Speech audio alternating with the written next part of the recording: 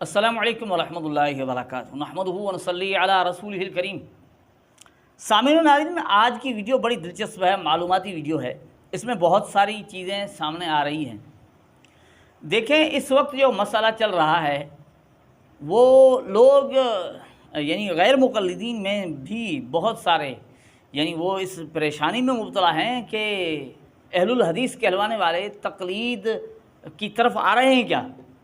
اس وقت یہ نوعیت بن چکی ہے کہ لوگوں کے ذہن میں یہ بات آ رہی ہے کہ گویا غیر مقلدین جو اہل الحدیث کہلوانے والے ہیں وہ شاید اب تقلید کی طرف آ رہے ہیں، یا تقلید قبول کرنے والے ہیں، یا قبول کر چکے ہیں۔ بالکل ہی اس طرح کا معاملہ۔ یہ اب معاملہ کہاں سے شروع ہوا ہے؟ ڈاکٹر ذاکر نائک صاحب جب پاکستان میں آئے نا، تو اللہ جل جلالہ کا نظام ہے، بہت ساری چیزیں ایسی سامنے آ گئیں کہ لوگ حیران رہ گئے کہ وہی لوگ جو ایسی چیزیں اب تک چھپائے بیٹھے تھے وہ ساری چیزیں سامنے آ گئیں۔ اب یہ سوال بھی بڑا عجیب ہے کہ بھئی کیا غیر مقلدین نے تقلید قبول کر لی ہے یا تقلید قبول کرنے والے ہیں؟ اب اس میں دیکھیں، غلام مصطفیٰ ظہیر امن پوری نے جو بیان کیا، اس کے بعد بہت ساری چیزیں سامنے آئی ہیں۔ انہوں نے بیان دیا، پہلے آپ اس کو سن لیجئے۔ آپ نے سنا ہے وہی ہے، لیکن اسے ذرا ذہن میں سیو کر لیجئے یہ الفاظ، کہ الفاظ کیا کہیں تاکہ آگے ہمیں اس چیز کو سمجھنا آسان ہو جائے، سمجھ سکے نا۔ سن لیجئے۔ لوگوں، قرآن میں پاؤں کو دھونا آیا ہے، حدیث میں پاؤں کو دھونا آیا ہے۔ اگر اسلاف الامت، اصحاب اہل سنت والجماعت، ائمہ محدثین وضو کے اندر صرف پاؤں کا ناخن دھوتے، ہم ناخن میں زیادہ نہ دھوتے، کیا کچھ سمجھا ہے ہمیں؟ کیا سمجھا ہے لوگوں نے ہمیں؟ لوگوں، ہمارا مسلک ہم نے نہیں سمجھا، اس کی تعبیریں ہم نے نہیں کی ہیں، اس کا مفہوم ہم نے نہیں بیان کیا۔ ہم تو مفاد اہل مدین کے ان کے در پہ کھڑے ہیں، وہ جو ہم سے منوا لے، جو ہم سے منوا لے، ہم ماننے کے لیے تیار ہیں۔ ہم نے اگلے محدثین کے قدموں میں ڈال دی ہے، محدثین جو مرن، ہم نے نہ قرآن پہ نظر کرنی ہے نہ حدیث پہ نظر کرنی ہے۔ ناظرین کرام، یہ غلام مصطفیٰ ظہیر امن پوری صاحب نے یہ جو بیان کیا نا، اس میں یاد رکھنے کے جو الفاظ ہیں نا وہ یہ ہیں کہ دیکھیں، ائمہ دین اسلاف نے اگر قرآن پاک میں کہتے ہیں کہ پاؤں کو دھونا آیا، احادیث میں پاؤں کو دھونا آیا ہے۔ اب دیکھیں، قرآن بھی بتا رہے ہیں کہ قرآن میں اس طرح ہے، احادیث میں اس طرح ہے، لیکن پھر بھی کہتے ہیں اگر اسلاف نے قرآن و حدیث کے اس واضح مسئلے کے موجود ہونے کے باوجود اسلاف نے اگر ناخن دھویا ہوتا تو ہم ناخن سے آگے نہیں بڑھتے، قرآن دیکھ رہے ہوتے پھر بھی ہم اسلاف کی بات کی پیروی کرتے۔ یہی تقلید ہے نا۔ تو یہ بات کہیں آگے یہ کام، قرآن نہیں دیکھیں گے، حدیث نہیں دیکھیں گے، ہم صرف اسلاف کے قدموں میں اپنے آپ کو ڈال دیں گے۔ اب جب اس طرح کا بیان آیا غلام مصطفیٰ ظہیر امن پوری کا، تو بات بہت غیر مقلدین پر گراں گزری کہ بھائی یہ تو تقلید ہے۔ اس طرح کی ہم نے پہلے ویڈیو بنائی، اس میں یہ چیزیں لائی کہ بھائی وہ کہہ رہے ہیں یہی تو تقلید ہے، یہی تو تقلید ہے نا۔ تو اوروں سے یہ سوالات ہوتے رہے اس سلسلے میں۔ دیکھیں، یہ ایک اور سوال ہوا ان سے، مفتی عبدالرحمن عابد سے۔ مفتی عبدالرحمن عابد صاحب سے یہ پوچھا گیا کہ کیا اہل حدیث تقلید کرتے ہیں؟ کیا جواب دیا، سنیں۔ وہ اہل حدیثوں کو کہتے ہیں کہ یہ بھی تقلید کرتے ہیں، بالکل کرتے ہیں بھائی، اس میں تو شک شبہ ہی کوئی نہیں ہے۔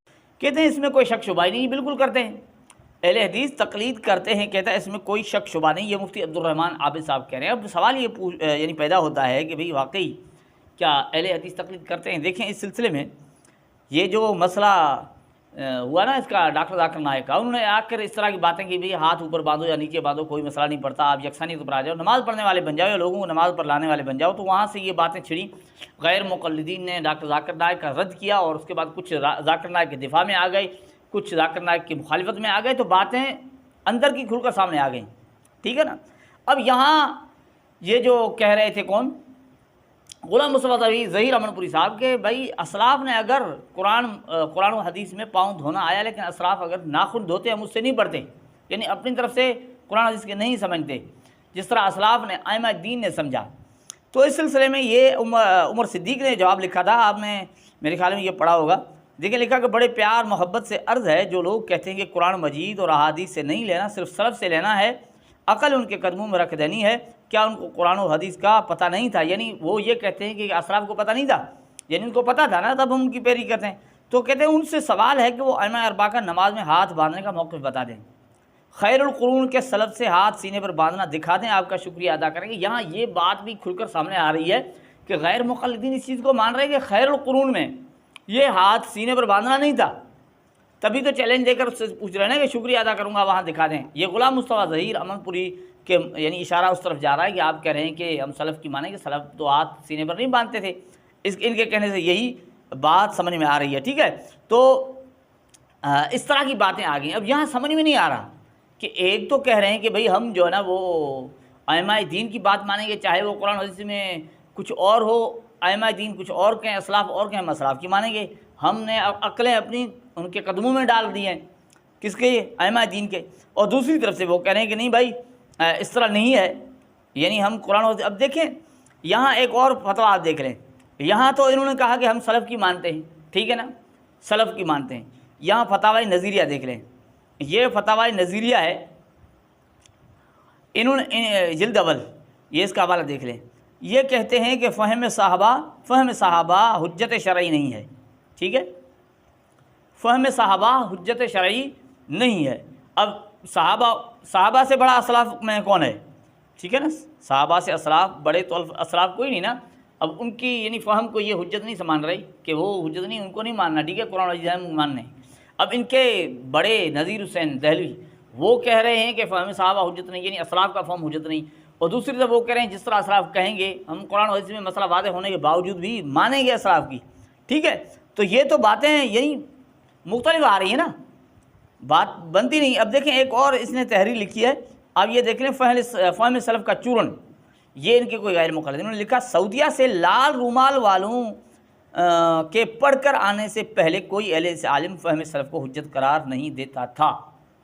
اب یہ کہتے ہیں کہ یہ جو سلسلہ شروع ہوا ہے کہ سعودیہ سے پڑھ کر آنے کے بعد شروع ہوا ہے، یہ جو سعودیہ سے پڑھ کر آئے نا اس کے بعد کہتے ہیں یہ فہم سلف والی بات چلی، پہلے تو لوگ صرف قرآن و حدیث کو ماننے والے تھے۔ ہم بھی یہ سمجھتے ہیں کہ شاید اس طرح ہو، بہرحال کیونکہ ان کے جو نا فرقے نکلے نا وہ بھی اس وجہ سے نکلے ہیں، کہتے کوئی نہیں تھا، سارے اہل حدیث وہی یعنی قرآن و حدیث کو ہی حجت مانتے رہے ہیں اور اس کی دعوت دیتے رہے ہیں۔ 1400 سالہ اسلام کی تاریخ میں بھی کسی عالم نے فہم سلف کو ماخذ شریعت میں قرار نہیں دیا۔ یہ اہل حدیث پر حنبلیت کے اثرات ہیں، یہ حنبلیت کے اثرات ہیں، کہتے ہیں جن کے سلف دو ہی بندے ہیں، کہتے ہیں حنبلیت کے دو ہی بندے سلف ہیں، کون؟ ایک امام احمد بن حنبل رحمۃ اللہ تعالیٰ علیہ اور دوسرے امام ابن تیمیہ رحمہ اللہ۔ ان دونوں کے برعکس وہ کسی عالم کی بات کو ترجیح نہیں دیتے۔ اسی طرح سارے مقلدوں کے اپنے اپنے ہی سلف ہیں، یہاں تک کہ بدعتیوں نے بھی اپنے سلف رکھے ہوئے ہیں، ایک دوسرے کے سلف کو نہیں ماننا، دوسرا تیسرے کے سلف کو نہیں مانتا، ٹھیک ہے۔ ان کے کہنے کا مقصد یہ ہے کہ یہ جو انہوں نے سلف والی بات کہی ہے، یہ سعودیہ سے جو پڑھ کر آئے ہیں اس کے بعد یہ سلسلہ شروع ہوا ہے۔ اب ہم اس تلاش میں ہیں، اس بات کو جاننا چاہتے ہیں کہ کیا غیر مقلدین اب تقلید کو تسلیم کر رہے ہیں، یا یہ ہے کہ یہ سعودیہ سے پڑھ کر آنے کے بعد یہ سلسلہ شروع ہوا ہے۔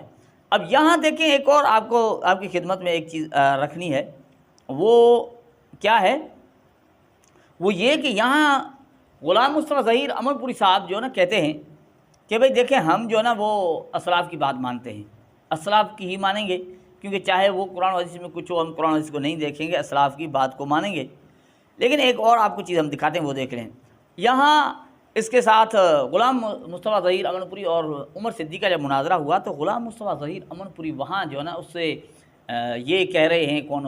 عمر صدیق، کہ بھائی اسلاف کو دیکھیں، یہ یزید اور حسینی اور یزیدی جو تقسیم انہیں ہوئی نا اس سلسلے میں کہ یزید کے متعلق اسلاف کی کیا رائے ہے، تو وہ وہاں کیا کہتے ہیں ذرا آپ سن لیجئے۔ ہمیں ضرورت ہے اس بات میں پڑھنے کی، سلف امت نے جو کہا وہ کہا، اللہ ان پہ رحمت کرے۔ ہمارا ان سے یہ مسئلہ نہیں ہے، ہمارا ان سے یہ مسئلہ نہیں، ہمارا مسئلہ ہے عمر صاحب آپ ایک روایت لے آئیں جو صحیح ہو۔ اب دیکھیں انہوں نے یہاں تو کہا ہے کہ بھئی اسلاف جو کہیں ان کو چھوڑیں، بات یہ آپ کوئی روایت دکھائیں۔ جی ایک ہی بندہ ایک جگہ یہ کہتا ہے کہ قرآن میں مسئلہ موجود ہے، حدیث میں مسئلہ موجود ہے، لیکن اس کے برعکس اسلاف نے جو کیا ہم اسلاف کی مانیں گے۔ قرآن میں پاؤں دھونا ہے، حدیث میں پاؤں دھونا ہے، اسلاف نے اگر ناخن دھویا تو ہم ناخن سے زیادہ نہیں دھوئیں گے۔ وہی بندہ جب مناظرے میں آتا ہے تو وہاں اسلاف کو چھوڑ کر کہتا ہے اسلاف نے جو کچھ کہا وہ الگ بات ہے، وہ کہا سو کہا، مجھے روایت دکھائیں۔ یعنی اب وہ اس بات پر آ گیا کہ حدیث میں کیا ہے، ایک جگہ وہی بندہ اور کہتا ہے، ایک جگہ اور بات کہتا ہے۔ اچھا ایک اور آپ کو بات یاد دلا دیں، اب ہم یہی بات اب دیکھیں عمر صدیق نے بھی یہی دکھایا کہ بھائی سینے پر ہاتھ باندھنا دکھا دیں، تو یہ بھی غیر مقلد مان رہے کہ اسلاف اس چیز کے قائل نہیں تھے۔ چلو یہ بھی ہمارے علم میں اضافہ ہو گیا نا کہ بھائی غیر مقلدین وہ بھی دیکھ لیں جو ان کے دھوکوں کا شکار ہیں، وہ بھی اس چیز کو دیکھ لیں کہ آپ کو کیا دکھا رہے ہیں اور بتائیں کیا، اور اسلاف منہج کی بات کرنے والے کی حالت کیا ہے، وہ آپس میں دستوں گریب آئیں۔ بہرحال یہاں سمجھنے کی بات جو ہم آپ کی خدمت میں رکھ رہے ہیں وہ یہ دیکھیے، ہم ان سے کہتے ہیں کہ بھائی دیکھو ہم کیا کر رہے ہیں، ہم تو اسلاف کی بات مان رہے ہیں، ہم جو مقلد لوگ ہیں، تقلید کے قائل ہیں، ہم تو اسلاف کی ہی تو بات مان رہے ہیں، خیر القرون کے اسلاف ہیں، ان کے مسائل اخذ کیے، ہم ان کی پیروی کر رہے ہیں، ان کی تقلید کر رہے ہیں، ہمیں کیوں کہتے ہو؟ تو وہاں کیا کہتے ہیں، وہاں کیا کہتے ہیں، ہمیں صرف دھوکہ دینے کے لیے کہتے ہیں نا کہ بھائی دیکھیں آپ تو تقلید شخصی کرتے ہو، ویسے یہ مطلقاً تقلید کا انکار کرتے ہیں، لیکن اس وقت کیا کہیں گے، آپ تقلید شخصی کرتے ہو، کسی ایک امام کے مانتے ہو، اوروں کی کیوں نہیں مانتے ہو، یہی کہیں گے نا۔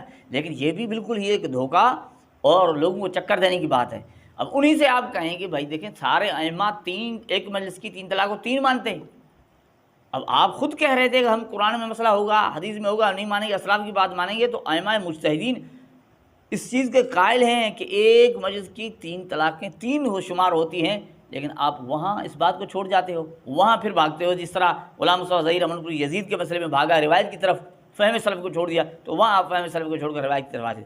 اب یہاں مسئلہ یہ کیا بن رہا ہے، مسئلہ یہ بن رہا ہے کبھی غیر مقلدین کو دیکھو فہم سلف کی طرف دوڑ رہے ہیں، کبھی دیکھیں جو ہے نا قرآن و حدیث کی طرف دوڑ رہے ہیں، کبھی کہتے ہیں فہم سلف ہی ہم ان کی ہی بات مانیں، کبھی کہتے ہیں نہیں فہم سلف کو چھوڑو قرآن و حدیث کی ہی بات کو مانیں گے۔ آخرکار ہے کیا مسئلہ؟ ناظرین کرام مسئلہ اتنا مشکل نہیں ہے، آسان مسئلہ ہے، مسئلہ مشکل نہیں ہے، مسئلہ آسان ہے۔ یہ جو سوال ابتدا میں ہے کہ کیا غیر مقلدین تقلید کو قبول کر رہے ہیں، تو یہ سوال ہی فضول ہے، اصل میں یہ مقلد ہیں، یہ مقلد ہیں، لیکن یہ لوگ ائمہ دین ائمہ مجتہدین کے مقلد نہیں ہیں، یہ صرف اپنے نفس کے مقلد ہیں، یاد رکھیں۔ اب یہ جو درمیان کے اندر کبھی فہم سلف آ رہا ہے، منہج کی باتیں ہو رہی ہیں، یہ صرف دھوکے بازی ہے، لوگوں کو دکھانا ہے۔ اصل حقیقت یہ ہے کہ صرف نفس کے مقلد ہیں، ان کے ہاں جو بات یعنی انہوں نے خود جس چیز کو صحیح سمجھا ہوا ہے وہ پھر قرآن و حدیث سے اگر ثابت ہے تو دکھا دیں، دیکھیں قرآن و حدیث میں ہے، اس کو قبول کر لیتے ہیں۔ اگر وہ نہیں ہے ثابت، وہاں نہیں نظر آ رہی، تو فہم سلف کا بہانہ بنا لیتے ہیں کہ فہم سلف کا یہ مفہوم ہے، یعنی کوئی نہ کوئی بہانہ لوگوں کو مطمئن کرنے کے لیے بنا لیتے ہیں۔ اصل میں یہ اپنے نفس کے پیروکار ہیں، نفس کی پیروی کرنے والے ہیں، جس طرح ان کے جی میں آیا جس چیز کو یہ صحیح سمجھتے ہیں اسے صحیح سمجھتے ہیں، اس کے آگے کوئی چیز نہیں ہے، چاہے قرآن میں موجود ہو نہیں مانیں گے، احادیث میں موجود ہو نہیں مانیں گے، اسلاف نے جو عمل کر کے دکھایا وہ نہیں مانیں گے، یہ صرف اپنے نفس پہ چلتے ہیں۔ پھر اگر اسلاف کی طرف سے تائید ملتی ہے تو اس کو بھی بطور دلیل پیش کر دیتے ہیں، یا قرآن و حدیث سے کہیں تائید مل جاتی ہے تو اس کو بطور دلیل پیش کر دیتے ہیں۔ ناظرین یہ اصل میں نفس کے پیروکار ہیں۔ اللہ جل جلالہ ہمیں ان لوگوں کی حقیقت کو سمجھنے کی توفیق عطا فرمائے۔